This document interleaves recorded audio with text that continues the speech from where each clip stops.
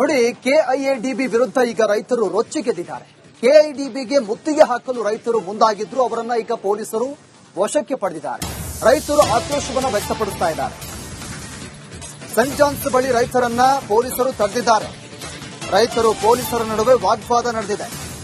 KIADB ವಿರುದ್ಧ ರೈತರು ಆಕ್ರೋಶವನ್ನು ವ್ಯಕ್ತಪಡಿಸಿದ್ದಾರೆ. ಕೆಐಎಡಿಬಿಗೆ ಮುತ್ತಿಗೆ ಹಾಕಲು ರೈತರು ಯತ್ನ ಮಾಡ್ತಾ ಇದ್ರು. ಈ ಸಂದರ್ಭದಲ್ಲಿ ಪೊಲೀಸರು ಅವರನ್ನ ತಡೆದಿದ್ದಾರೆ. ಸೆಂಟ್ ಜಾನ್ಸ್ ಬಳಿ ರೈತರನ್ನ ಪೊಲೀಸರು ತಡೆದಿದ್ದಾರೆ. ಈ ವೇಳೆ ರೈತರು ಮತ್ತು ಪೊಲೀಸರ ನಡುವೆ ವಾಗ್ವಾದ ಕೂಡ ನಡೆದಿದೆ. ನೋಡಿ, ರೈತರು ಇವತ್ತು ತೀವ್ರವಾಗಿ ಆಕ್ರೋಶವನ್ನು ವ್ಯಕ್ತಪಡಿಸಿದ್ದಾರೆ.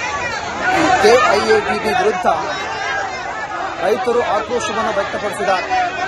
ಈ ಸಂದರ್ಭದಲ್ಲಿ ಪೊಲೀಸರು ಮತ್ತು ರೈತರ ನಡುವೆ ವಾಗ್ವಾದ ನಡೆಯಿತು. ನೋಡಿ, ನೂರಾರು ಸಂಖ್ಯೆಯಲ್ಲಿ ರೈತರು ಅಲ್ಲಿ ಜಮಾವಣೆಗೊಂಡಿದ್ದಾರೆ. ಕೆಐಎಡಿಬಿಗೆ ಮುತ್ತಿಗೆ ಹಾಕಲು ಯತ್ನವನ್ನ ಮಾಡ್ತಾ ಇದ್ರು.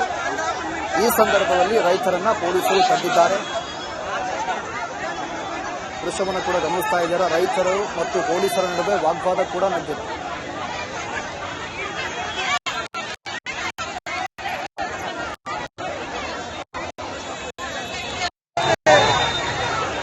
ನೋಡಿ, ನೂರಾರು ಸಂಖ್ಯೆಯಲ್ಲಿ ರೈತರು ಇವತ್ತು ಕೆಐಎಡಿಬಿ ವಿರುದ್ಧ ರೊಚ್ಚಿಗೆದ್ದಿದ್ರು.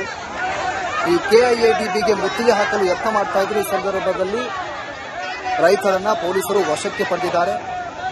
ಅವರನ್ನು ತಡೆದಿದ್ದಾರೆ. ಮುತ್ತಿಗೆ ಹಾಕಲಿಕ್ಕೆ ಪ್ರಯತ್ನ ಮಾಡ್ತಾ ಇದ್ರು. ಈ ಸಂದರ್ಭದಲ್ಲಿ ಪೊಲೀಸರು ಅವರನ್ನು ತಡೆದಿದ್ದಾರೆ. ನಂತರ ಪೊಲೀಸರು ಮತ್ತು ರೈತರ ನಡುವೆ ವಾಗ್ವಾದ ಕೂಡ ನಡೆಯಿತು. ರೈತರು ತಮ್ಮ ವಿವಿಧ ಬೇಡಿಕೆಗಳನ್ನು ಇಟ್ಕೊಂಡು ಇವತ್ತು ಈ ಕೆಐಎಡಿಬಿ ವಿರುದ್ಧ ಆಕ್ರೋಶವನ್ನು ವ್ಯಕ್ತಪಡಿಸ್ತಾ ಇದ್ರು. ಅವರ ಜೊತೆಗೆ ಮುತ್ತಿಗೆಗೆ ಯತ್ನ ಕೂಡ ಮಾಡ್ತಾ ಇದ್ರು. ಇದೇ ವಿಚಾರಕ್ಕೆ ಸಂಬಂಧಪಟ್ಟಂತ ಹೆಚ್ಚಿನ ಡೀಟೇಲ್ಸ್ ಅನ್ನ ಕೊಡ್ತಾರೆ ನಮ್ಮ ಪ್ರತಿನಿಧಿ ಸತ್ತಾರ್. ನಮ್ಮ ಜೊತೆ ಫೋನ್ ಸಂಪರ್ಕದಲ್ಲಿದ್ದಾರೆ. ಸತ್ತಾರ್, ಯಾವ ಕಾರಣಕ್ಕಾಗಿ ರೈತರು ಮುತ್ತಿಗೆಗೆ ಯತ್ನ ಮಾಡ್ತಿದ್ರು? ಈಗ ಸದ್ಯ ಪೊಲೀಸರು ಕೂಡ ತಡೆದಿರೋದು, ಏನೆಲ್ಲ ನಡೀತು? ಸದ್ಯಕ್ಕೆ ಮಾಹಿತಿ ಸಿಗ್ತಾ ಇದೆ. ಸರ್ಜಾಪುರ ಹೋಬಳಿಯ ಸರಿಸುಮಾರು 13 ಹೋಬಳಿಯಲ್ಲಿ ಈಗ ಕೆಇಡಿಬಿ ಭೂಸ್ವಾಧೀನಕ್ಕೆ ಮುಂದಾಗಿದೆ. ಯಾಕಂದ್ರೆ ಒಂದು ಸಿಫ್ಟಿ ಯೋಜನೆಯಡಿ ಅಲ್ಲಿರುವಂತಹ ಕೃಷಿ ಭೂಮಿಯನ್ನು ಬಂಜರ್ ಭೂಮಿ ಅಂತ ಭೂಸ್ವಾಧೀನಕ್ಕೆ ಮುಂದಾಗಿರುವಂತದ್ದು. ಸರಿಸುಮಾರು 2,500 ಎಕರೆ ಭೂಮಿಯನ್ನು ಇದೀಗ ಭೂಸ್ವಾಧೀನಕ್ಕೆ ಮುಂದಾಗಿರುವಂತಹ ಹಿನ್ನೆಲೆ ಕಳೆದ 330 ದಿನಗಳಿಂದಲೂ ಕೂಡ ಸರ್ಜಾಪುರ ಭಾಗದ ರೈತರು ಪ್ರತಿಭಟನೆ ಕೂಡ ಮಾಡ್ತಾ ಇದ್ರು. ಅಹೋರಾತ್ರಿ ಧರಣಿ ನಡೆಸಿದ್ರು. ಫ್ರೀಡಂ ಪಾರ್ಕ್ ಚಲೋ ಮಾಡಿದ್ರು.